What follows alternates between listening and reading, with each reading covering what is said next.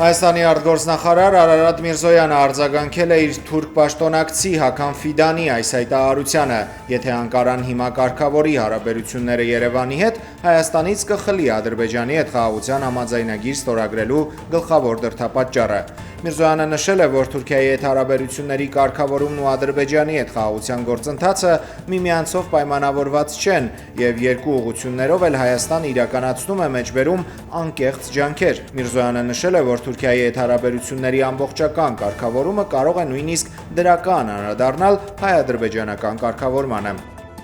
Կառավարությունն այսօր հաստատել է 2025 թվականի ձմեռային զորակոչ եւ զորացրում հայտարարելու որոշումը։ Նախագծով զինված ուժերի համալրումը կիրականացվի 2026 թվականի հունվարի 7-ից հունվարի 31-ը, իսկ պարտադիր զինվորական ծառայությունն ավարտած զորակոչիկների զորացրումը կանցկացվի 2026 թվականի հունվարի 8-ից հունվարի 31-ը ներառյալ։ Ընդունված որոշմամբ կարգավորվում է նաև կամավոր հիմունքներով շարքային կազմի պարտադիր զինվորական ծառայություն անցնելու ցանկություն հայտնած իգական եւ արական սեռի քաղաքացիների զորակոչը։ 2026 թվականի սեպտեմբերի 1-ից երեխայի ծննդյան միանվագ նպաստը կսահմանվի 500,000 դրամ։ Այս մասին որոշումն ընդունվել է կառավարության այսօրվա նիստում։ Կշարունակվի նաև ընտանիքում երրորդ եւ յուրաքանչյուր հաջորդ երեխայի ծննդյան դեպքում տրամադրվող ամսական 50,000 դրամ աջակցությունը։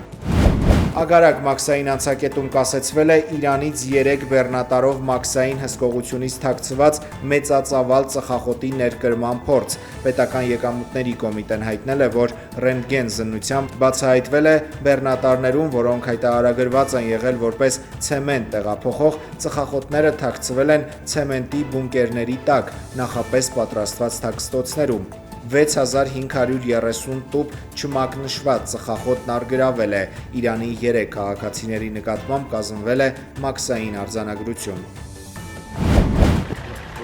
Անկարայում հանդիպել են Թուրքիայի եւ Ուկրաինայի նախագահները։ Վլադիմիր Զելենսկու պաշտոնական այցի գլխավոր նպատակը Ուկրաինայի արևելքում ռազմական գործողությունները դադարեցնելու ուղիների քննարկումն էր։ Զելենսկին հայտարարել է, որ Ուկրաինայի առաջնահերթությունն է բոլոր միջոցներով ավարտել պատերազմը։ Ըստ նրա, միայն Թրամփը եւ ԱՄՆ-ն կարող են վերջ դնել պատերազմին։ Թուրքիան պատրաստ է տրամադրել հարթակ բանակցությունների համար։ Հանդիպումից հետո Էրդողանն ասել է, որ կարևորում է Ռուսաստանի եւ Ուկրաինայի պատվիրակությունների Ստամբուլյան բանակցային գործընթացի վերսկսումը։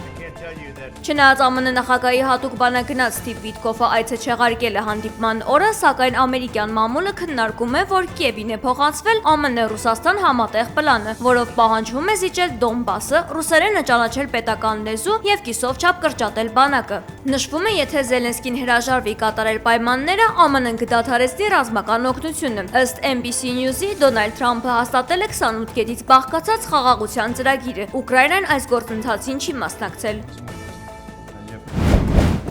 ԱՄՆ-ի եւ Չինաստանի միջև հնարավոր պատերազմի մասին հրապարակումներ են արել արևմտյան պարբերականները։ Ըստ Washington Times-ի հոդվածագրի, Խաղաղ օվկիանոսում իրավիճակը կտրուկ սրվել է։ Հետախուզման տվյալների համաձայն Չինաստանը ակտիվորեն նախապատրաստվում է ԱՄՆ-ի եւ նրա դաշնակիցների դեմ հնարավոր ռազմական բախման, Թայվանի եւ Ճապոնիայի մոտ գտնվող վիճելի Սենկակու կոչվող կղզիների համար։ Վերջին օրերին Չինաստանի առափնյա պահպանության զինված նավերը մտել են Ճապոնիայի կողմից վերահսկվող Սենկակու կղզիների ջրային տարածք։ Սա դիտարկվում է որպես ուղիղ սպառնալիք Տոկիոյին եւ փորձ վիճարկելու տարածաշրջանային ստատուս քվոն։ Ճապոնիայի վարչապետ Սանաե Տակաիչին հայտարարել է, որ Թայվանի դեմ ագրեսիան Ճապոնիայի համար գոյութենական սպառնալիք է եւ Տոկիոն կարող է ռազմական միջամտություն ցուցաբերել։ Պեկինը զգուշացրել է կրակի հետ չխաղալ եւ խոստացել ջախջախիչ պատասխան։ Վերլուծաբանները նշում են, որ Չինաստանի ժողովրդաազատագրական բանակը մշակում է ռազմավարություն ԱՄՆ-ի ռազմածովային ուժերին տարածաշրջանից դուրս մղելու համար։ ԱՄՆ-ն իր հերթին վերահաստատել է, որ Սենկակու կղզիները գտնվում են ԱՄՆ-Ճապոնիա անվտանգության պայմանագրի պաշտպանության ներքո։ Փորձագետները զգուշացնում են, որ Թայվանի եւ Սենկակու կղզիների շուրջ ստեղծված իրավիճակը ներկայումս աշխարհի ամենավտանգավոր թեժ կետերից մեկն է, որը կարող է հանգեցնել գերտերությունների միջև լայնածավալ պատերազմի։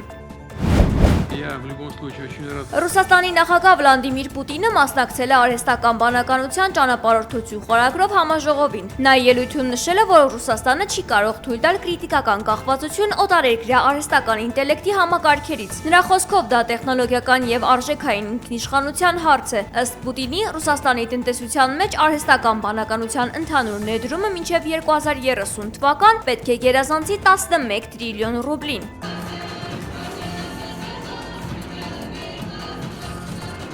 Ցուցադրության ժամանակ արհեստական բանականությամբ աշխատող ռուսական արտադրության ռոբոտը ապարել է Պուտինի համար։